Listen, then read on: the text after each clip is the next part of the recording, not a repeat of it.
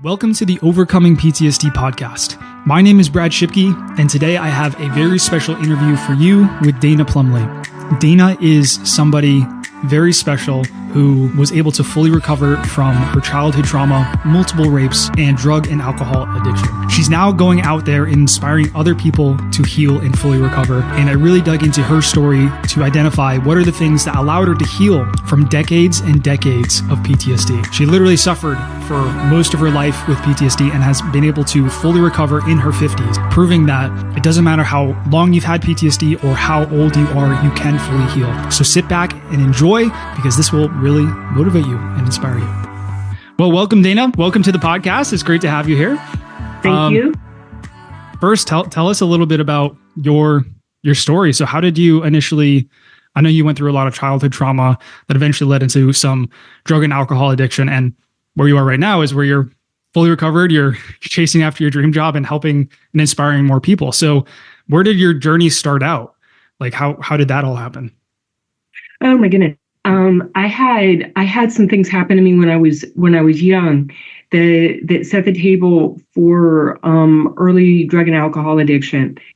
Like I started using when I was 15, and at that point, things just went sideways.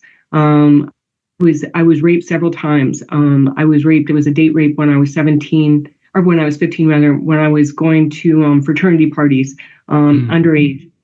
And then, and that causes trauma. And then you want to numb the feelings with more alcohol in my case, and partying more, getting with more and more violent people. So there was a gang rape. There was an incident where I had a gun held to my head and raped, these kinds of things. And then the biggest trauma of all, though, Brad, I have to say, was the trauma of the mental health system. Really? What being a person who participated in the mental health system did. I'm 59 years old now. I've been in treatment since I was 19 years old. My first psychiatric hospitalization was when I was 19, and I have, like, we'll get into it more, but I still use this fantastic psychologist. He's more of a coach than anything else right now. But he helped me piece together some things along with Overcoming PTSD, the program. But he explained to me that when I was in treatment back in the day, the people who were working at hospitals in treatment capacities had come out of state hospitals. There was this whole move historically to get patients out of state hospitals into the community, but there was still a lot of resistance among the community, believing, like, I was told that I would never get better, that I was always going to get worse. I was actually told that. And along the line, in all the treatment I had with various therapists and psychiatrists, I had two providers tell me that my problems were too complicated for them and that they couldn't help me. And so, it was just a lot of messages about that kind of thing. I had it really driven into my head by them and by other people that I'd never be able to take care of myself. And so the biggest part of my journey has been learning that Dana has agency and Dana can take care of herself. And it's been really exciting to get to the point where I'm at now. That's amazing. So you'd gone through all that trauma, from your childhood, all that addiction. And out of that, you still say that the biggest trauma was from the mental health system itself, which is fascinating.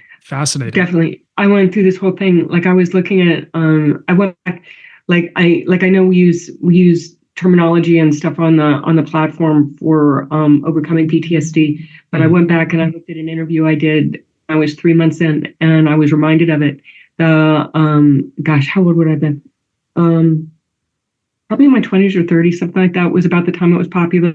This whole wave came on the industry. I call it the industry for a reason. The whole thing came on the industry called false memory syndrome. Devastating. This whole thing that the victims were making up the stories, that we couldn't believe. We were manufacturing these tales in our heads. And for a person who's experienced some pretty significant trauma from a young age, Then it's this massive gaslighting thing that went on. So I'm like, okay, I'm a horrible person. Okay.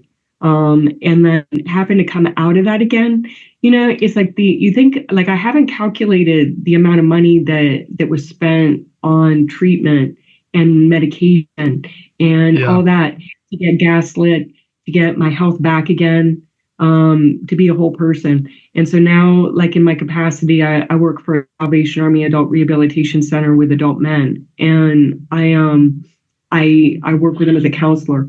So I try to speak hope and love into their lives.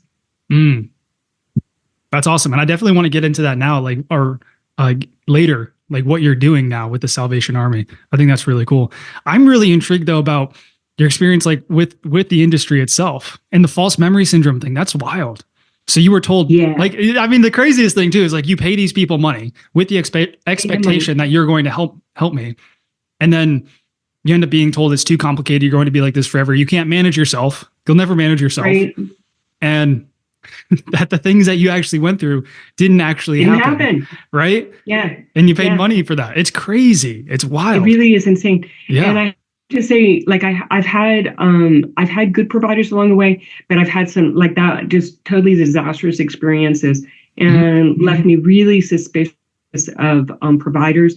So, like, when I found the platform, for me, it was an answer. It was a literal answer to a prayer. I've had suicide attempts in the past. I was suicidal. This would have been back in 2020 rather. I'm so sorry. 2020. It was when Broken to Unbreakable, when the first rollout came out with the program, and I was scrolling through Facebook in the morning. I had prayed the night before for God to give me an answer, to give me some relief from this, and Broken to Unbreakable popped up in the newsfeed, and I was really intrigued by it, because I had like a lot of people who are broken wind up getting into mental health.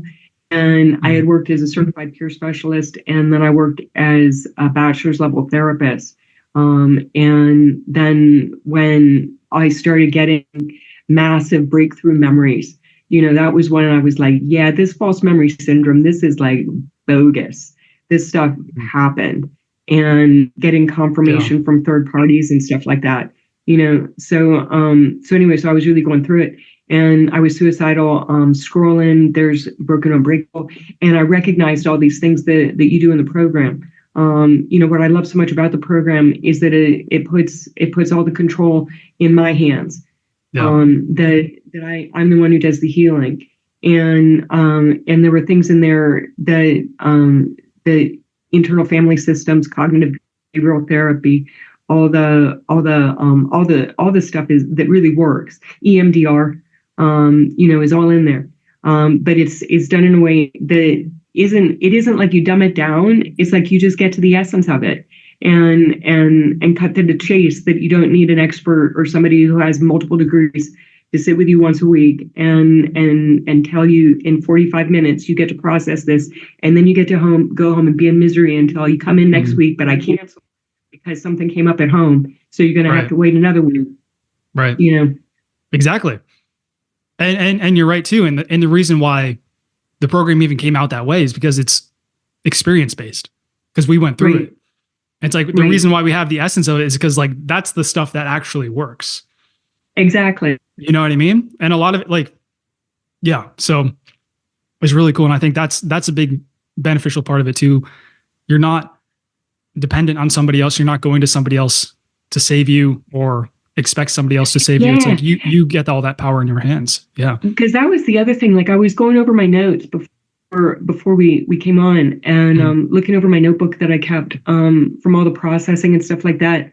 And I was really susceptible because of the amount of time I spent in treatment in mental health as a patient, to believing that I wasn't the expert on myself. Yeah. That these other people were, and somehow they had couldn't be. Yeah. Or that they had some kind of unique vision into Dana's life, that they understood what was going on, and I didn't. And so it was just like amazing to get to the point where I'm working full time now, and I'm helping other people, and I'm healthy. Yeah. And it's just been through the grace of God and doing the program, definitely. Yeah. And putting in the work, because there's a lot of hard work on your end, right? It's a lot of hard work, but then there's also been a lot of prayer, in my church, and my belief in Christ, and my practices as a Christian. It all comes into play. And like, what I love so much about the work I'm doing now as a counselor at the Salvation Army is that I'm open about my faith. And like, the beautiful thing about biblical counseling is that we know that people get better. We know that people are inherently healthy. And that's contradictory to a lot of this stuff. It's funny because like I go online just so I stay up on like the trends and stuff like that, and I'll participate in some of these webinars. And I was at one, I can't remember what it was on. It was on narcissism or something like that I was attending. And the facilitator acknowledged that some people attending the webinar may be people who were in treatment, were clients or patients, and just so patronizing, just like immediately started talking down to people like me that might not understand all the terminology and this and it. Why do you think that is? I don't know. Because it is kept at such a high level, like for what purpose? There's no purpose. It's not that complicated. Like it really isn't. And then it's like you take this very simple concept that's very effective, right? Like, and that's the thing too. It's like there's no new fundamentals, or the fundamentals are the fundamentals. It's like same thing with. And it took me a while to kind of distill things down to the fundamentals. But why do you think the industry is so complicated? Do you think there's any kind of like ulterior motives, or do you think like it's just, or what? I could go down the rabbit hole. Let's go down the rabbit hole. Go down the rabbit hole. Like you can talk about it being a moneymaker. You can talk about pathologizing people. You can talk about over medicating people. You can talk about some really sinister stuff. And then you can just talk about simply not understanding and not having enough exposure to people like me and other people you've interviewed on the podcast to know that people do recover from PTSD. Just like historically, another thing, I think it's been within 10 to 12 years maybe that it's become common for women to be diagnosed with PTSD. I've had it for like 40 years. But I was diagnosed with schizoaffective disorder, bipolar disorder, dissociative identity disorder, all kinds of crazy nonsense. And like when I got into the program, I have a great psychiatric provider now, because I still take meds. I'm getting off of my meds. I still take meds, and she's like, Dana, most of your problems are going to be solved in therapy. They're going to be solved by you working through them. And she's on board with the program that I've done with Overcoming PTSD, as is my psychologist. They believe that it's in my hands and that I can heal. And it is not in the pills, but that's unusual. People think that you're broken for life. I hate seeing some of the press that gets out on PTSD, that you're always going to be living with this, that you're always going to be suffering, you're always going to be. It's not true. It's a self-fulfilling prophecy. Yeah, it is. It is. So you, we could go down the rabbit hole deeper, and I think like it's really you have a very unique experience, because you dealt with this for so long, and you went right into the belly of the beast from a very young age, right?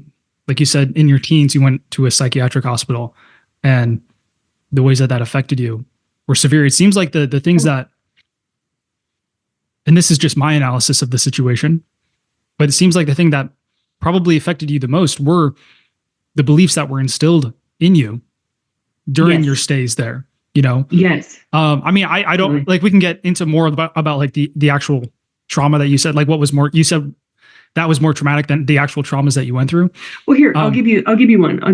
Okay, because so like I was gang raped, but when I was at a hospital stay one time, I ran away from the hospital, and they sent security after me. They tracked me down. I was running down a highway, and it took 5 of them to pull me into the van.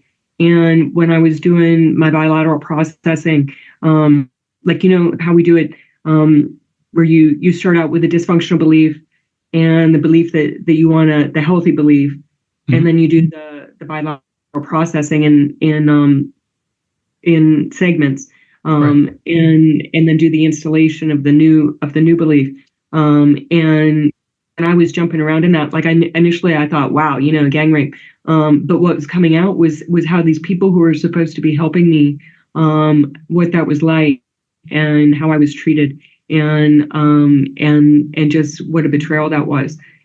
So it really just dovetailed with the trauma. It just made it worse. Like, I think for people with PTSD who go inpatient, a lot of us have bad experiences because for security reasons, they take away everything. You're locked in. You can't go anywhere. It's all the stuff that when you're really in the grips of PTSD is just like super triggering. So then you get Absolutely. all kinds of bad behavior when you're in the hospital, and then they react to that, and then you get more trauma on top of it. Yeah. Especially for you, what you went through, I'm sure a lot of the effects of the traumas that you went through was like lack of control. And then you go into this place where you have even less control and less freedom, right? So I imagine it just compounded everything else that you told that went you through. can't handle freedom. Yeah. Yeah, you can't handle it. You're too complicated. You're going to be like this forever. So, yeah. So you experienced more acute trauma while in there. And on top of that, they added on some very unhealthy, destructive beliefs as well, which is wild. So, because I think your experience, I think a lot of people can resonate to maybe not specifically what you went through. Like, obviously some people will, but those beliefs that were built, what you went through is too complicated. You're always going to be like this. You can't take care of yourself. You're never going to be the same. Right. I'm a horrible person. Can't take care of myself. And these were told to you, right? It's always going to be this way. They said that to you probably multiple times. Or just horrible things, look at what you've done, this kind of stuff. And you have to take what I loved about it, when I got into the program, Broken Unbreakable and Overcoming PTSD, is like what I loved so much was that all of the stuff, like all the nightmares, the rage outbursts, all the triggering, all that stuff, I was told in the program that it was a normal response to an abnormal event. And that was such a load off, that those were just symptoms. But then with that, you were very clear in the program that once I had that knowledge, then I had responsibility to heal myself. And that's the challenge to all of us, and I think, like, what was I going to say? I had, the psychologist that I'm working with now, he's been great at explaining some things to me when I've run up against complicated situations in my own healing. And he explained to me that I had I wasn't well equipped to begin with, and I made poor choices, but they were the best choices I could make at the time, if that makes sense. So I take full responsibility for the choices I've made in my life and the destruction I caused in my own life. And I acknowledge at the same time that I was doing the best I could. Yeah. I'm doing the best I could. And now I'm doing better. And that's the balance between the two, which a lot of people struggle with. A lot of people. Yeah. It's like whenever I post about like that idea, the concept of responsibility, or like I post about it or I talk about it online or something, a lot of people get it, but a lot of people still don't. They have a hard time holding those two seemingly conflicting ideas in their mind at the same time, which is like, I'm responsible for my actions and, my emotions and my problems. Well, that's because, and also it's not like I can't blame myself for it and I can't beat myself up for it. I did the best I could. That's getting churned out is the victim mentality. Exactly. Victim mentality. that you're a victim, that you're always going to be suffering with this, that these things, and that's what's being fed to people. It's keeping people in a state of helplessness, and like I feel really blessed because I spent a lot of time around 12-step programs, and key to that is full responsibility for your behavior.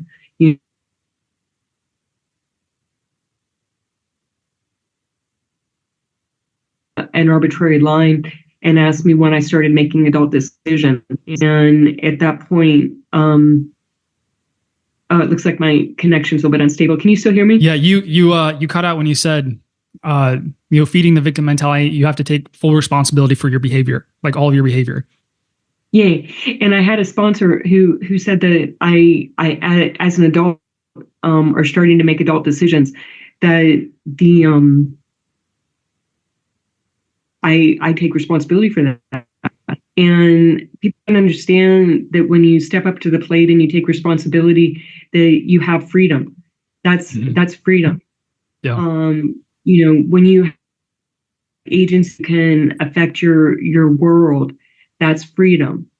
Being told that you're a victim all the time and blaming other people and pointing the finger, you're always a slave to something. Exactly. That's the exact word that came to my mind. You're a slave. You're a slave to somebody else, some other thing. You blame them. You give them all of your power.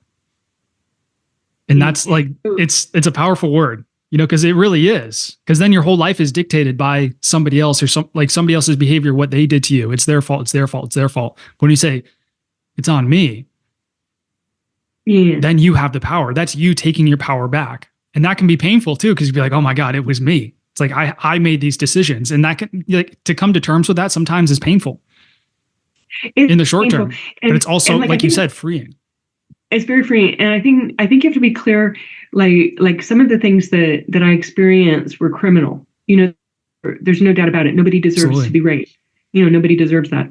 I'll add that I was the one who picked up the drink.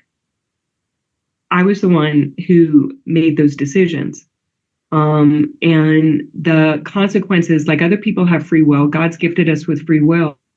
I happen to get sandbagged by some people, but I have my part to play in the whole thing. And the other piece that's been key, Brad, and I think has really taken me over the line, has been my faith and the call to forgiveness, and what that means.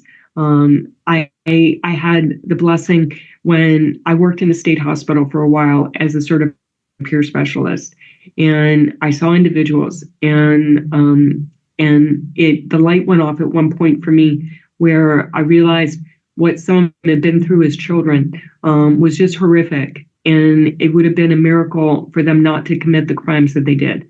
And for me, like once that piece clicked, then all that rage, all that blame, all that finger pointing just went away, and I forgave that, and and I don't harbor any resentment or anything like that towards those people.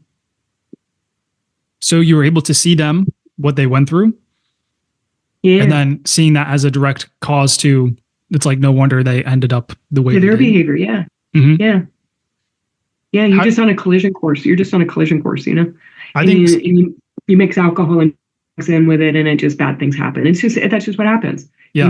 And then you just accept that and move on. Yeah. What was the process of accepting that? Because what you said about your responsibility and just to be clear, like you're saying that you had some responsibility, in the events and the traumas that happened to you, the rapes that happened, right? It's like you took the drink, you put yourself into that situation. It's like, that is like for anybody who hasn't experienced, I know, I can imagine rape, people turning this thing off right now. That's a very hard thing for anybody else to say, but you actually went through it and you're saying it, right? And this is what I was saying before too, being able to hold two ideas in your mind at the same time, saying that I'm responsible for this part of it, they're responsible for this part, but I still am responsible for this. And this is the part that I have power over. If you put all of the responsibility on the other party, then you can't protect yourself from that happening again in the future because you had no part in it. It's just like, oh, this just happened to me and there's nothing I can do about it. But when you look for that, no matter how small of like responsibility is attributed to you, when you look for that, you have something that you can now control because you're no longer putting yourself into situations like that. You're no longer going out there because like I'm sure we could all think of like a very dangerous part of town or a very dangerous city. It's like, now imagine going there at midnight to a really, broken down or like a bar in the middle of the night, and you get really drunk all by yourself. It's like, what's going to happen? You know what I mean? It's like, there's certain things, like if you put yourself in such certain environments, like certain things are going to happen. I believe it's Charlie Munger said something like, if I wish I could know something like this. If I knew where I was going to die, I just wouldn't go there. Right. So like so much of success is just avoiding where bad things are going to happen. So if you just don't put yourself in situations where bad things will happen or will very likely happen, those bad things won't happen. So but I think you being able to take responsibility for that is incredible. And that's a hard thing for people to accept. Right. And that's what you said. It's like, that's something that I had to accept. So what was that process like of you accepting that? And were you stuck in the kind of victim mentality for a long time? Like blaming for real. So like, what did that look like? Yeah, that was just horrible. Because I think your story, like I used to be like this is how I broke out of that. These are the realizations and the beliefs that, had to shift, could really help people who have experienced something similar or the same thing. Yeah. For certain. Victim. It was so funny. I was at work yesterday and I was talking with one of the other staff members, and I'm up to my chin in paperwork right now, and that's where I'm like, I want to get through this, and so he said, oh, do you feel like the weight of the world's on your shoulders? And I said, oh yes, and he said, and we're joking around, and I'm like, no, I don't feel that way, but I can pull out my drama log is what I told him, because I used to definitely do that. I'm trying to think what changed it. I think it was the blessing of 12-step programs back in the 90s and the early 2000s, with people who were really influenced by the origins of the program and taking responsibility for your own behavior. That you needed to cop to that, and working through the steps just changed my life dramatically. When I got to, there's a process, and I won't turn this into a 12-step program. That's there's cool. just a process. Yeah, for just knowing what you went through, regardless of where it came from, is okay. Because there's a process when you turn your life over, when you admit how powerless you are over the substance. And I'm very clear, I can't drink. That's just out. But and then you turn your life over to God out of desperation, in my case, and you keep moving forward to a point where you inventory your resentments is where you start out, and you do your fears in a sex inventory, but your resentments. And for alcoholics, and we're just so consumed by blame, and I've been harmed, and look what they did to me, and everything. And so when you're teasing it out, you can just like let it rip with what the other person did, but then you have to take your part in it, and it's a lot of self-introspection, on what did I do, and there are things that happened when I was younger, that and I'll be clear for people here: when you're a child, you have no part in what's going on. That's like absolutely. The child, definitely not. It's what happens with the material as you move forward and start making adult decisions. But I had to start looking at choices I was making. Just the simple fact, like just as an alcoholic, picking up a drink is the ultimate act of responsibility, because once I do that, then all bets are off. So I have a choice to do that. So that's like when I look, like I explain to people today, when you're having a conversation, like right now, we're having a conversation. So there are two parts, Brad and Dana. And I'm talking more now and you're listening more. But you have to look at a situation and the number of people that are there and the parts. And sometimes the part is like slim to none, and sometimes it's like 99%. But it's always, there's always a part there. Always a part there. Very cool. So your desperation led you to seeking out help and really questioning things. So you got to this point, whether you want to call it a rock bottom moment or whatever, where you're like, I need to do something about this blame and this resentment and all these things from my past that are affecting me in such a severe way, that's where a lot of people's transformations begin, because it just gets to a point where it becomes unmanageable in your life. Unfortunately, us humans, we need to get to that point where it's like unmanageable. And sometimes that victim mentality, I know for me and in cases, is so strong and so powerful because you go through something horrible, right? Like you go through something genuinely horrible and evil. And it's very easy to put all the blame on them. And then you follow that strategy of putting the blame on somebody else, and your life gets worse and worse and worse and worse and worse to a point where you get to that point of desperation, like you said, and you start to question it. You start to question the strategy of it's all their fault because it's led you to where you are right now. So that was your transformation. That point of desperation led you to the 12-step program, which then led you to, it sounded like I think what you say is like, you could let it rip on other people. So like you could express how you truly felt about what these people did to you. Right. Yeah. But how it affected my life. But here's the funny part. Right. The first time I did one of those inventories, I had this sponsor and I had to drive 45 minutes to see. She was very strict, and I was very excited. I got my inventory done, and I drove out to see her, and she took one look at it, and I completely forgot to do my part.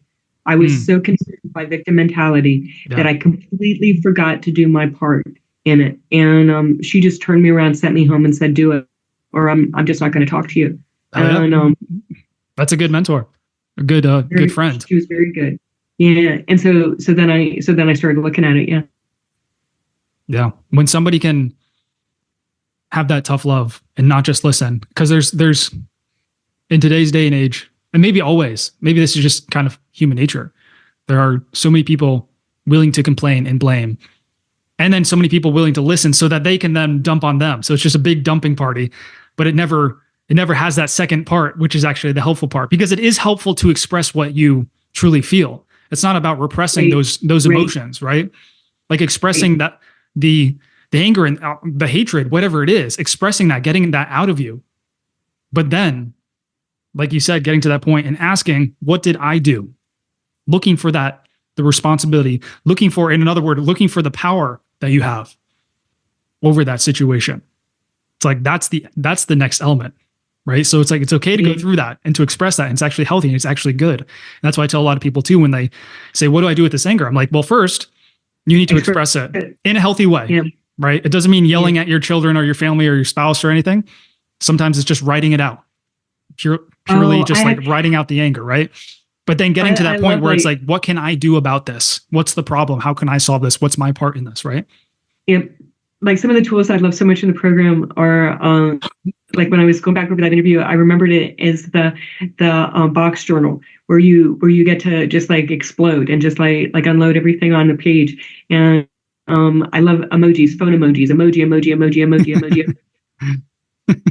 You just go about your day, Yeah. But it's just like, because you got to express the emotion. The emotion has to come out. The emotion's valid. You went through something horrible. You got to express that.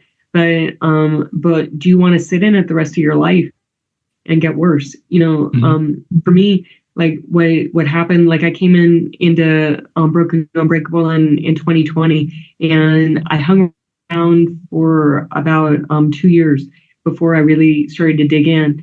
And what happened was I got along in the program. I started to achieve some wins. And then I fell back. At one point I had a bunch of concussions and I couldn't do the work. But what really got to me, I'm married, and my husband of then 18 years said to me, Dana, I'm not going to leave you, but this is getting really hard. And I love him so much.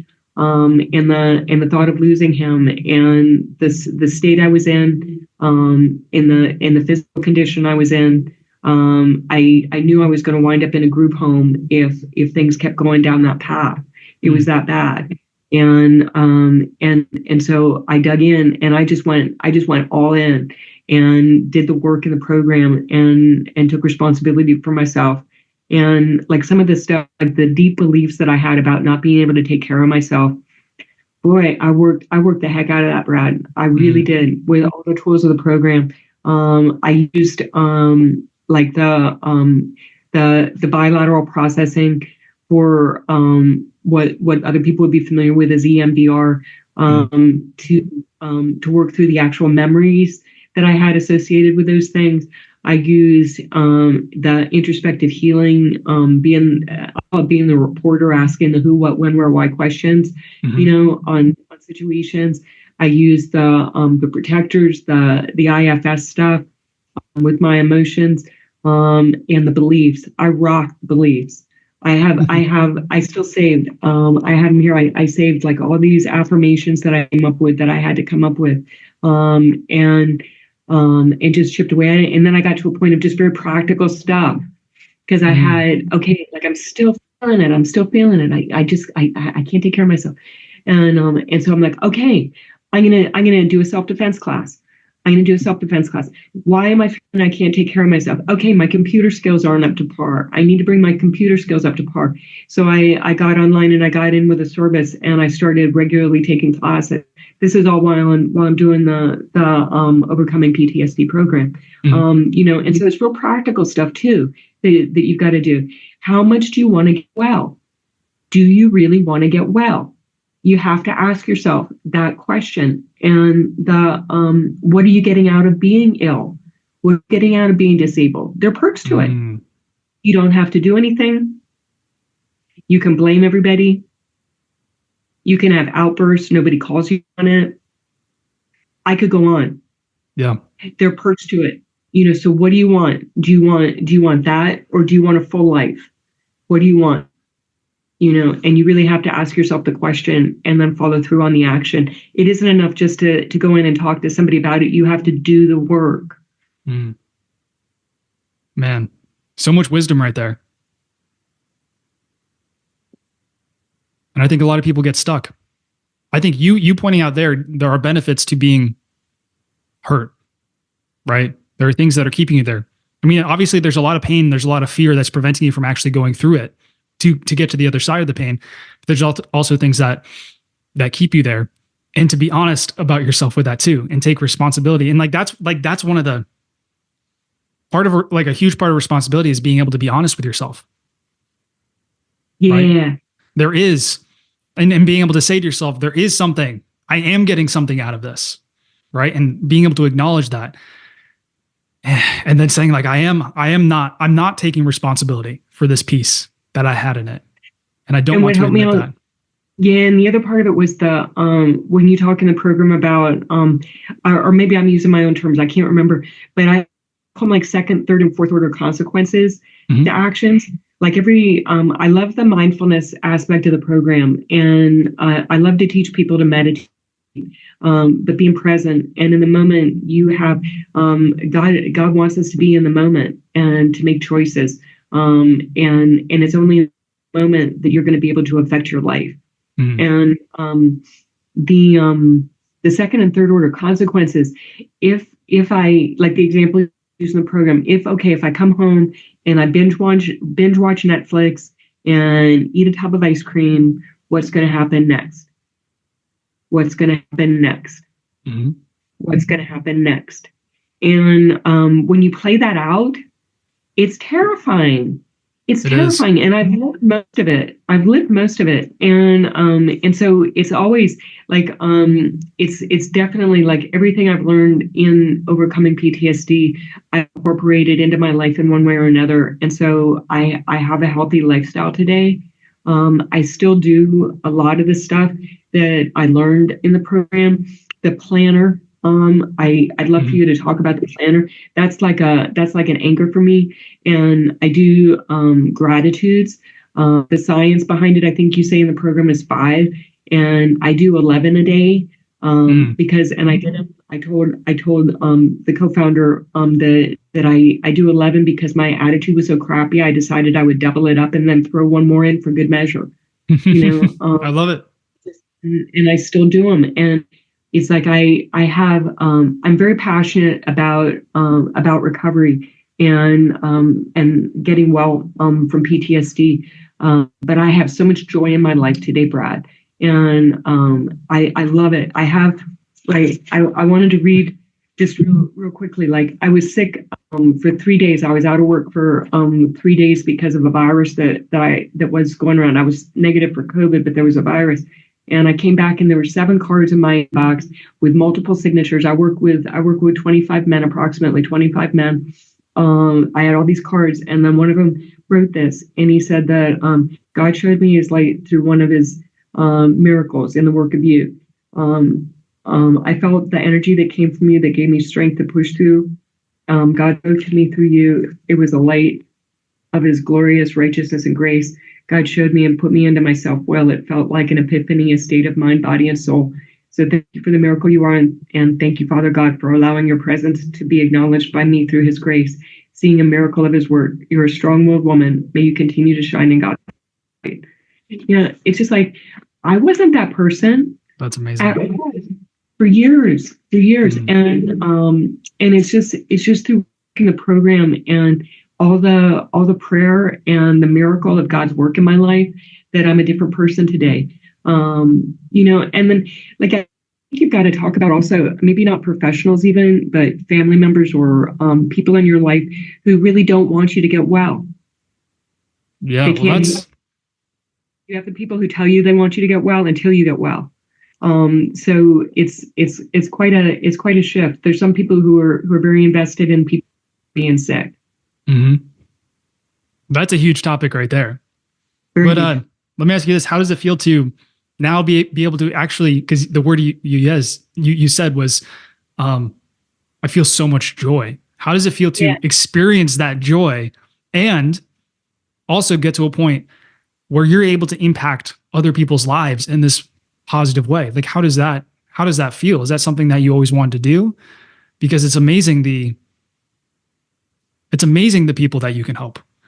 Even to me, hearing that, it just like makes me a little emotional, because I'm like I know, like, I had some part in helping you, and now you're helping more people, and then now they're going to get better with the help from you, and they're going to help more people.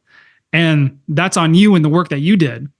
So, like, the people that you impact from helping yourself is just fantastic. And then all the people that you are helping right now, who are listening right now, who are feeling inspired, who have gone through the same thing as you, is incredible. How does that feel to be able to look back over your entire journey, over your entire life since you were, a child to now, to be able to experience that joy and help other people? Wow. There's so much involved with that, Brad. I think, like, I did early on in sobriety, I did something called a spiritual gifts assessment. And there's certain gifts that we believe God has endowed us with, that we're all created uniquely. I believe everybody's created uniquely. And we all work together, so we're in community, and no gift is better than another gift. And I happen to be gifted in servanthood and helping. And that kind of put me on a pathway of out of like total chaos. Okay, well, what can I do? I'll be helpful. Do something helpful. And it led me into human services. I was working with people who were intellectually disabled, people with mental illness in a sheltered workshop environment. I was a supervisor. And at that point, I was like, I think I really am feeling called to work with people with mental illness. And so then I kept pursuing that. So that the path that I felt like I was being called on. So it's just something that I feel like I'm supposed to be doing, and because I'm stepping into my gift, I get so much purpose out of my work.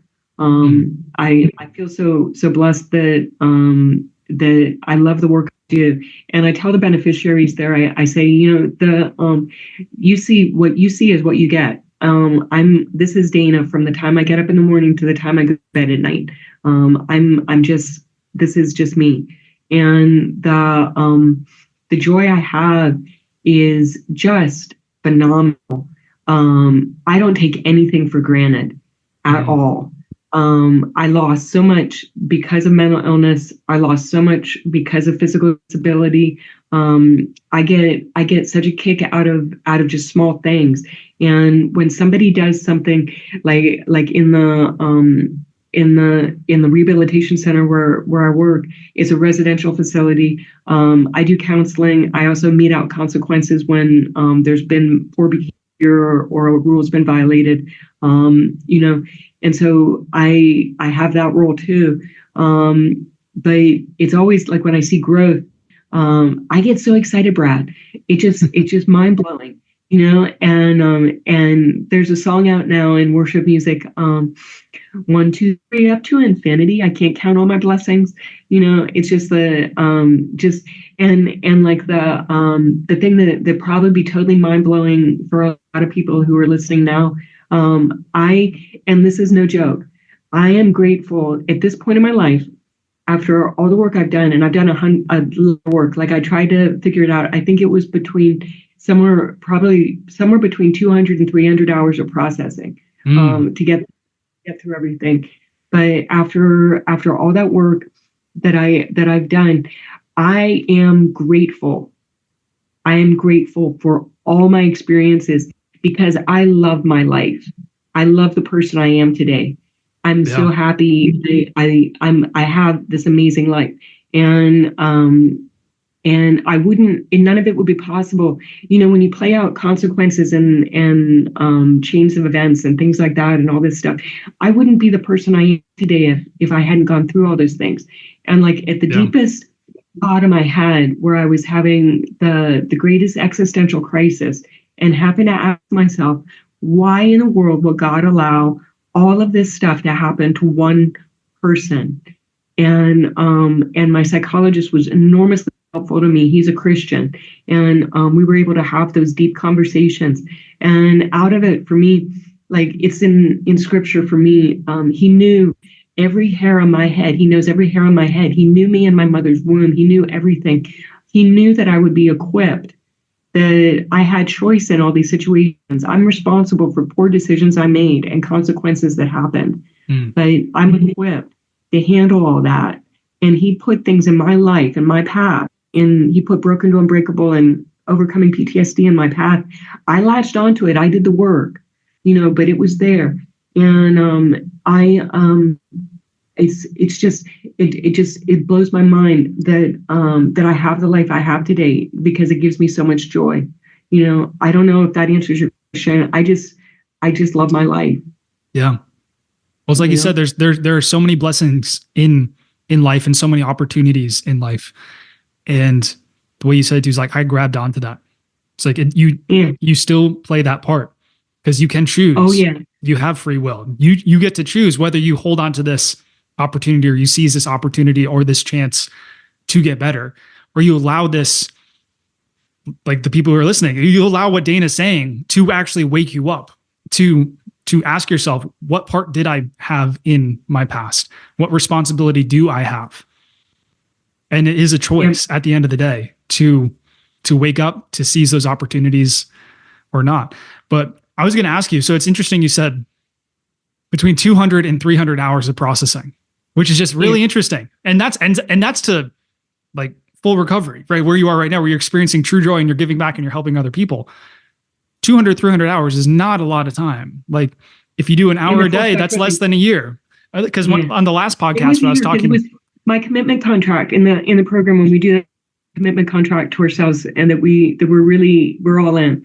My commitment contract was January 26, 2023. My last one. Yeah. I love that.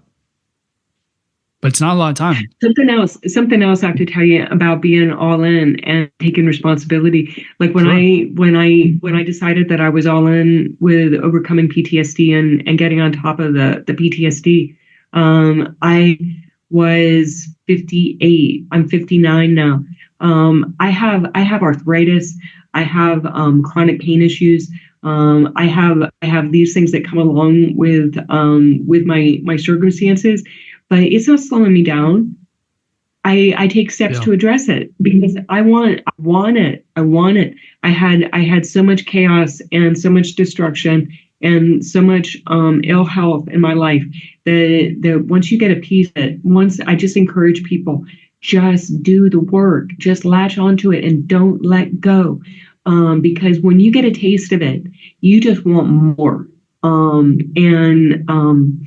And it's just the like knowing, like I have this great ticket to work coach right now in Social Security, and she just is in my corner, and I'm just rocking it. That's awesome. So you say just do the work, latch onto it, just go. What advice would you give people who don't know what direction to go in? So, because that's where I found myself. It's like, okay, I want to do these things, but what do I actually do? And that's always the question for people. It's like, even if I'm inspired, even if I want to face my past, where do I even start? So like, what suggestions would you have for people in that case? Because you have a wide experience with a lot of different things. What would you say to somebody who's confused and not sure like what direction to go in? Pray for help. Pray for help. God loves that prayer. Help me. And that prayer is answered. And trust to move forward. And I'm just like a megaphone for your program, God. I just love what overcoming PTSD has done in my life, and I would just encourage people to make the investment in the program. I'm not here to do a commercial for you. I just love my life. Talk about it, but it's like that was my pathway out. And I have to tell people, if you make the investment in yourself and in the program, get involved in the community, because I was suspicious of the community. I had so much suspicion, so much paranoia. For good reason. And it prevented me from participating in the community. I just stayed on the edges of the platform. It's kind of like a social media platform, and I stayed on the edges. But then when I went all in, I just started participating in the community. And so these are my good inputs. The positive inputs that I have in my life are people from the community. I'm still going to some domino calls. I'll go to domino calls in the morning when I'm able to. Those are just check-in calls with the people in the community. And I have my goals for the day. I have an accountability partner. And I visit with her once a week, and we stay on track for recovery and for personal, and and do all that. And I hope someday. I have a friend from the community who lives in Australia, and we Zoomed and and messaged on Facebook and stuff.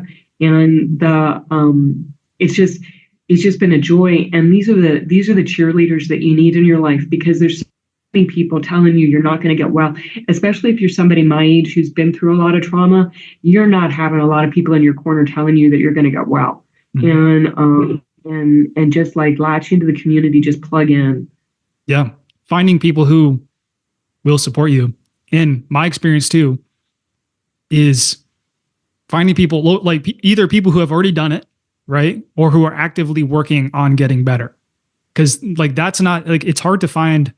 I found it was challenging to find somebody who was supportive in that way. Even if you go to quote unquote, support groups, a lot of them are people who are, it's just trauma dumping on trauma dumping. Oh, you dump your trauma, now you dump your trauma. And at the end of it, you just feel worse because you never address your problems. And then you just hear even more problems, and they're all just left there on the surface and never really dealt with. Yeah. So I found it very challenging, but the people that you surround yourself with is really powerful. And that again is something that you did, right? Because those are still choices that you made to go out there and find those people and to connect with those people. And like relationships take work, right? Especially if they're like across the country. It's like you need to nourish those and look for those. And accountability partners, not everybody has those. And that can be in the program or not. Like for anybody who's listening, like you can find somebody who's on the same journey, who's in your corner, who's has that goal, who's looking to get better. It could be a partner, it could be a local friend or somebody that you meet online. But having that support is very helpful. Like the other thing is like the like it doesn't even have to be a person that, I mean, like yes, definitely make that personal contact, but when you're starting out, look for literature that's supportive. Look for inspirational stories. I did a lot of stuff with like Viktor Frankl was mentioned in the program, and I'm just like, I'm having a blank spot on the one guy. I have the biography on my phone and I've been reading it. But people who've been through really extreme circumstances and overcame that with good attitude and grace, and surround yourself with that. Just like pump that into your life. You just got to have a lot of good, healthy stuff. I stopped watching a lot of television. I stopped a lot of that stuff.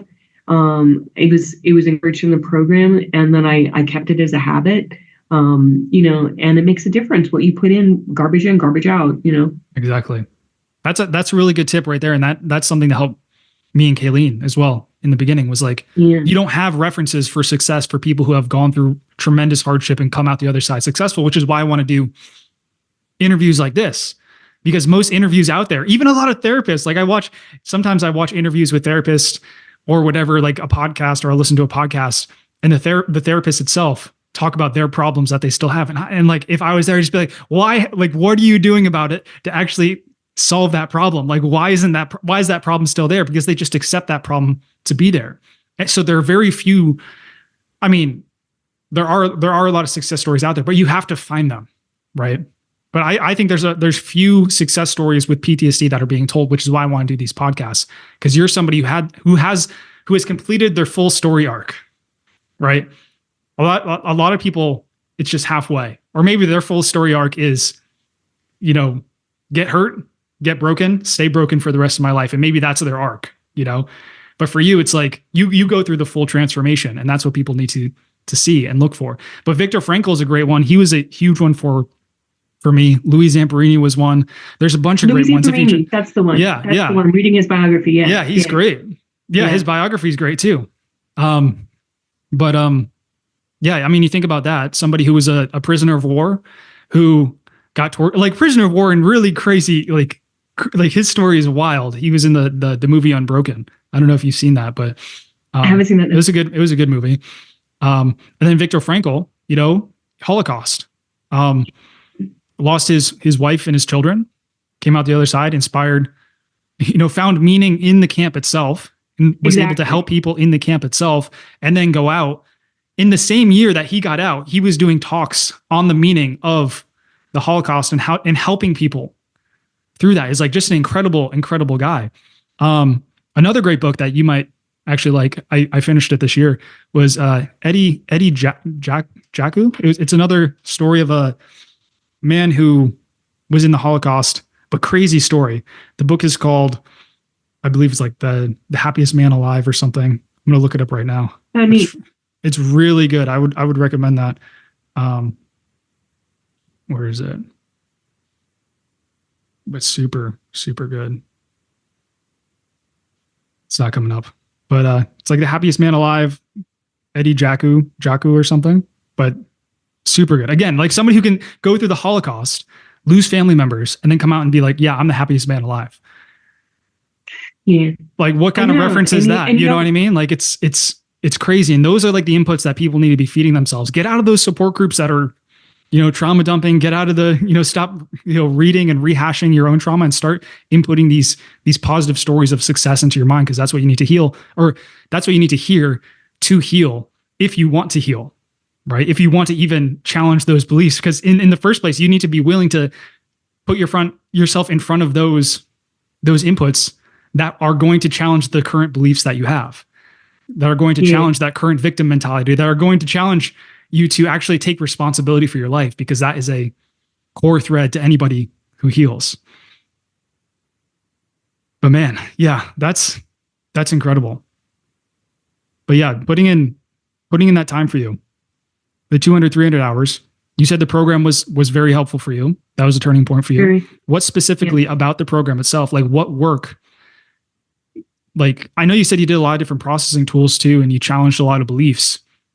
Could you go into the process for you that helped you the most? It seems like when you were talking earlier, the process that helped you the most was identifying and challenging and changing those beliefs. Right.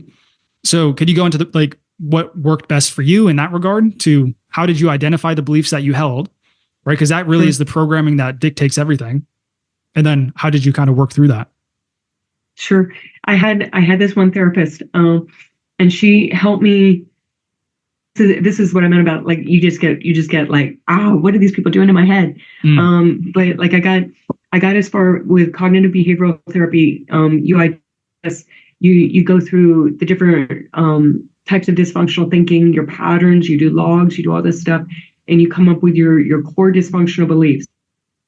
She left me with my core dysfunctional beliefs, and then I couldn't find anybody to help me figure out how to get out of my core dysfunctional beliefs. And so I sat with like this heavy weight of feeling like I was a horrible person. I can't take care of myself. Everything's out of my control. How did you identify those? It was going through like all my thinking patterns, catastrophic thinking, fortune telling, just all the classic stuff that you do. Okay. And then like when I was doing it, like I was keeping really detailed logs of like when I was thinking things and what I was thinking and logging that and then trying to challenge it. But in the process, recognizing patterns. And so like those were the three that came out, those three. Okay. That I was a person, everything's out of my control and I can't take care of myself. So anyway, so then I'm left sitting with that for a few years. And then along comes Broken to Unbreakable. And so what I learned in the program was I'm a very visual person, and I love the beliefs table that you and Kayleen, the process that you share with that. And what it is just like the tabletop is the belief, and the legs are the reference points. And so I have journals full of these diagrams where I would have the belief, I can't take care of myself, and what was supporting that belief, that negative belief, what were the supports, and then challenging those beliefs with situations where I had taken care of myself, because like ultimately, like I was reading through some of this stuff before the interview and this interview, and I had one where my last drink was a suicide attempt. And I prayed going under. I prayed. I was going through a lot of stuff at the time. I was looking into Buddhism, and so I was going through all this stuff with past lives and all this stuff. And I was going under, and I got this thought. I'm like, oh my God, I have to come back and live through this all over again. And I just said, God help me. And I came to like really late the next day. And I knew it was a miracle. And I got up and I got to a meeting, found the old sponsor, said I'm willing to do the work, and then just kept going. But my belief was that even at my worst, I make good decisions because I called on God for help. And that was like the ultimate best decision I ever made in my life. And then I think of little situations beyond that. When I've taken care of myself, I do self-care, I shower, I do these things, I do this, I do that. But finding the one reference point that was the strongest and then making a statement out of that, I take care of myself because, and fill in the blank. And then what you do is then you say, this makes me feel, and you choose 3 emotions. And they have to be, you can't just do them broad. They have to be genuine, and each day they're different. And then you really feel the feeling when you're going through it. This makes me feel genuine, joyous, alive. What does that feel like? And then I write those words out, and I just sit in them for a minute. And I just saturate How does that make me feel? It's changed me as a person. It just totally changed me as a person. But I challenged all those things, all the things about feeling like I was a horrible person. All the stuff that I did was when I was acutely ill with PTSD and or using and drinking and just making very poor choices and very poor decisions. And some of the stuff I did was very destructive, So yeah, I did horrible things, but I was sick. And now I make fantastic decisions. So, I did that. Everything's out of my control. No, what's in my control, and start challenging that belief. And so I kept working at that. And like the biggest one for me was that I couldn't take care of myself. And like I said, I was throwing the kitchen sink at it. I was doing everything. Because I can tell you, I had the progress.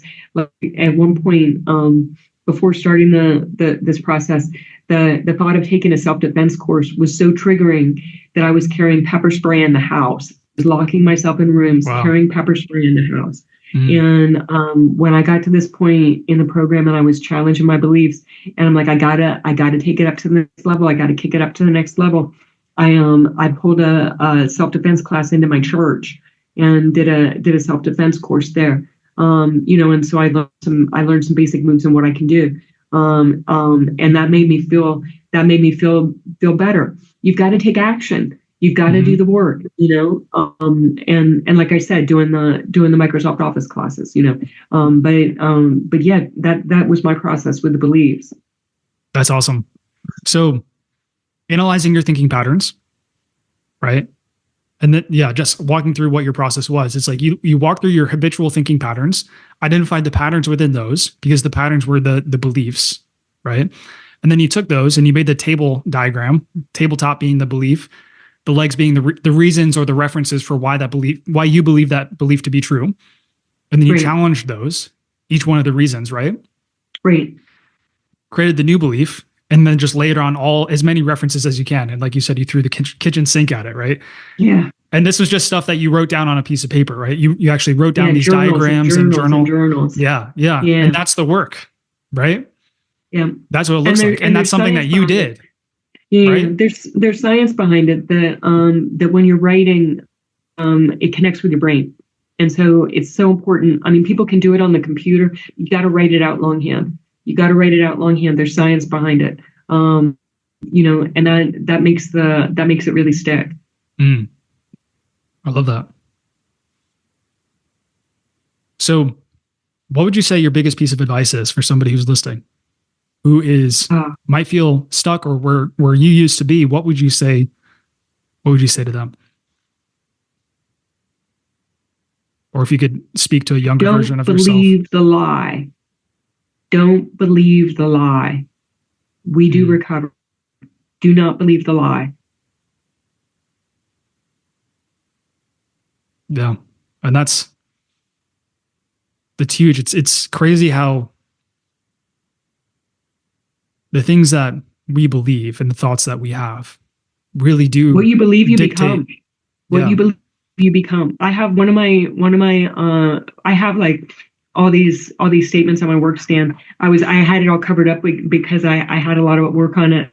But it's like the one that I like the most was from I think his name is Richard Bach. He wrote Illusions, and argue for your limitations and they're yours.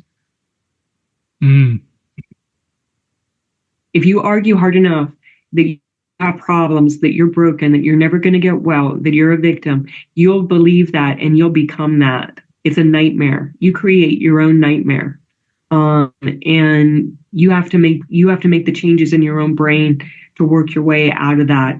And it isn't just like an exercise on paper and just these words, because there are actions that go along with it.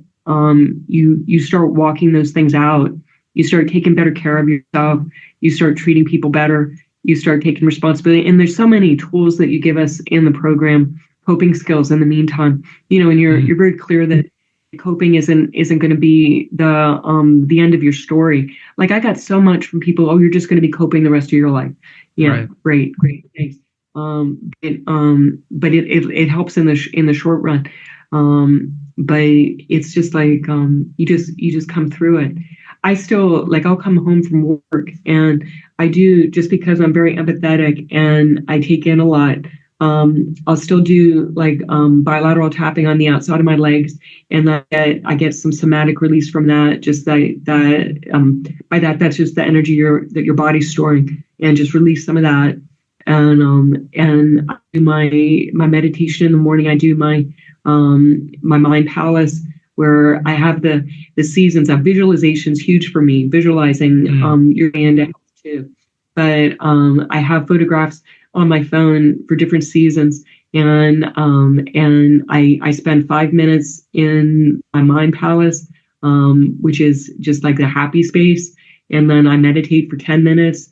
I do my scripture and reflection. I do my stretching, and then the day's on. And then who knows what's going to happen. One of my other affirmations: I'm comfortable in chaos. Perfectionism almost killed me, and I have the pace at work is frenetic.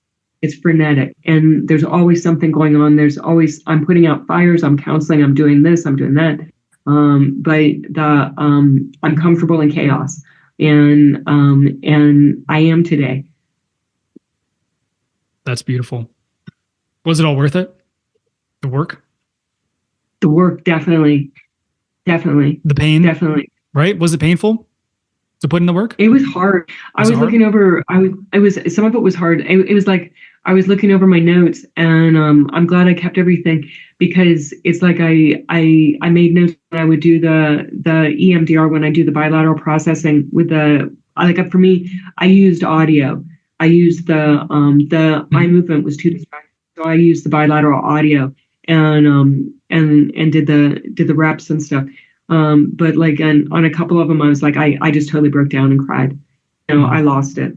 But what I would do, I dedicated just a couple hours a day to doing that processing. I'm just going to do the processing, and then on top of that, doing the beliefs work and the affirmations and like all the other stuff that I was doing. But the processing, the bilateral processing, and working through those memories, and your head just jumps around to different places. Yep. But I was equipped for it. That's the thing. Because like you asked me, was it hard? And yes, it was hard. But I was equipped. By the time I got to the processing, I had the relief tools. I knew what I was doing.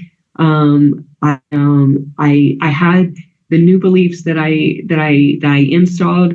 Like I would process to the point where the new belief would just pop up, and I had a huge smile on my face, and like, yep, I'm done. And so like, check that box off. I don't know, I think it was like 7 pages of things I needed to process, of like college ruled lines, this event, this event, this event, this event, this event, and just kept chipping away at it. That's interesting. So it wasn't as scary or painful as hard as you thought it would be, because you had the foundations in place. Yeah. Because you had you felt confident because you had the coping tools. You challenged some core beliefs around processing in your past, right? Which gave you confidence. You knew why you wanted to do it, right? And your reasonings for, like, you did the commitment contract. You found your reasons why it was important to actually face these things and push through it. Yeah. And you had control over your mind. You're aware of, how your mind worked, and you're able to influence control over it. So with the foundations, it wasn't that scary, that's an interesting observation for me, which is cool. So it wasn't that hard. Once you had that in place, you put in 200 to 300 hours total. It was 100% worth it. You're now feeling joy. When you think about 200 to 300 hours of processing, even just 1 hour a day, that's less than a year. If you're going to do traditional therapy, that would probably take you 6, 7, maybe 8 years, right? If that. If you can find it, because then they're always taking a break to get another degree. Yeah. So what are you going to do? And assuming you're actually doing productive work and you have a good therapist who actually believes in full recovery. Yeah. Right. So, and the other thing too with therapy is like they do kind of, maybe not all therapists, but a lot of them kind of pigeonhole you into one modality, right? So you have this one pathway to process your trauma. And what I found is that it takes multiple ways to attack it from different angles, because different problems require different tools. But that's cool. And your piece of advice is don't believe the lie, which is huge. Yeah. And that's just like the belief. And that's where most people start, is they believe this lie, whether it's told to them by somebody else or told to them by themselves, that you're always going to be like this. And you're 100% right. If somebody believes that, they will be that forever. Your beliefs become your reality. You become what you believe. Mm-hmm. Yeah. So challenging that would be the most important thing that anybody does to get started. And that's really where hope begins, and hope begins, or recovery begins where hope begins as well. So, hope is huge. Yeah. Always have hope. Mm-hmm. I never give up on people, ever. I never gave up on myself. It's funny. I'm highly competitive, and I didn't want them to win.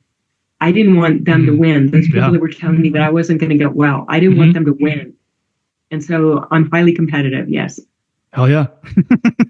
I love that. And on a different note, heard you're writing a book.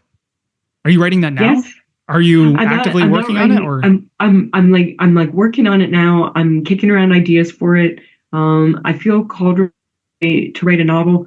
And I'm working on stuff biblically with the counseling, and my feelings about traditional therapy versus biblical counseling. I had people for a long time telling me that I should write an autobiography. So I have like a lot of books in me. It's sitting down and finding the time to do it. Yeah. That's cool. Do you know which one you'd write first? Or is it still all in the beginning phases for you? It's still in the beginning phases. I'm really tempted to write something on some of the therapies that are out there, and because like I'm all about biblical counseling, and the hope that's there, and the responsibility that we take, instead of putting our spirit out there, our negative thoughts and our negative actions out there, taking responsibility for ourselves and asking for grace and forgiving people, and forgiving ourselves for our past, is huge. So I'd really like to see. I'm like, what I'm trying to decide right now is if I want to go on and get degree and get certified as a biblical counselor, or if I want to do some writing. So I'm just kind of at a pause right now. Cool. Well, that's an exciting future. A lot of different directions, a lot of exciting directions for you to go in. Well, whenever that book comes out, would love to interview you again to go over that. Any last words? Any last words? Yeah, I'm looking at something. Okay, on my work stand. This is from the program, and you might have to explain it. It's just data. Mm-hmm. It's just data. We get told that in the program for all the emotions and all the memories and all the things we've been through. It's just data. I think of my brain as this massive computer processor. I've been by God with this remarkable, imaginative, creative force in my brain, and it's just data. Mm-hmm. Don't get invested in it. Don't let it change your life. You have control over it. It doesn't have control over you. It's just data, is what I'd say. Cool. Yeah, and that's like I remember that was something that I said, just like kind of like off the cuff. Yep. And then it like people like caught on to it. And we picked it up. Exactly. Yeah. Exactly. But basically it's like looking at things objectively. Like the inputs, like if you think of it, like we have 5 senses. That's how we, interact and interpret the world. So all the information that's being inputted into our brain is from those senses. So those sensory organs, right? And there's no interpretation. It's literally just information. It's literally just data coming into you. which then is Right. processed and interpreted in your brain, right? Right. So the raw information coming in is completely objective. There's, whatever, no meaning to it, no inherent meaning to it, right? I mean, maybe like that's like a higher level conversation, but Yeah. just in general terms, no meaning. It's just objective. And then it's how we interpret it. And it's our interpretation that then creates our beliefs, and then our beliefs that then create our reality, right? Exactly. So by just viewing everything, your past, as those data, or everything that you're experiencing now just as data, allows you to take that step back and actually view it more objectively and to reinterpret it, because such a large part of recovery is reinterpretation, going into your past and reinterpreting it, reinterpreting the events, reinterpreting the emotions, reinterpreting the memories, reinterpreting other people, right? It's all challenging the current beliefs and interpretations that we have. Even forgiveness, it's like I have to reinterpret the way that I'm perceiving what this person did to me or what I did to myself, right? So I love that. It's just data. It's something for us to view and look at objectively, and we choose how we interpret it, or we don't choose. And maybe we just allow life to affect us, and maybe we are just victims for the rest of our life. Or maybe that's just how we interpret it. So that's cool. I love that. Awesome. Well, I had a great time. This was an awesome conversation. I would love to do it again too.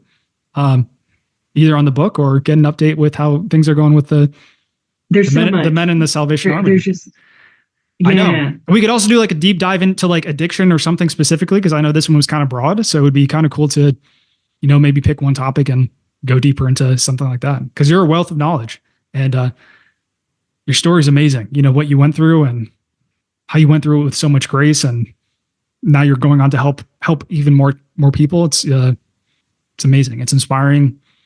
You're a beautiful person. You deserve all the joy that, thank you. That all the joy that you're experiencing right now, you deserve it. And thank you very much, Brad. Thank you. Those are some lucky guys that you're helping out too, because your stuff, and their lives are going to get so much better, and you're such a blessing on this earth. So thank you, Dana. Thank you. Thank you, Brad. It's been a joy talking to you. I really enjoyed this conversation. Me too. Yeah. Awesome. Thanks for listening. And Dana is 100% right. Do not believe the lie that you cannot recover from PTSD. It doesn't matter how long you've struggled. And Dana proves that no matter what you've been through, how long you've been struggling, you can fully heal, and never forget that. Now, if you want to learn more about how we can help you fully heal, check out some of the links in the show notes. But keep believing in yourself, keep moving forward, never give up, and know that recovery is there for you and possible for you. I'll see you in the next one.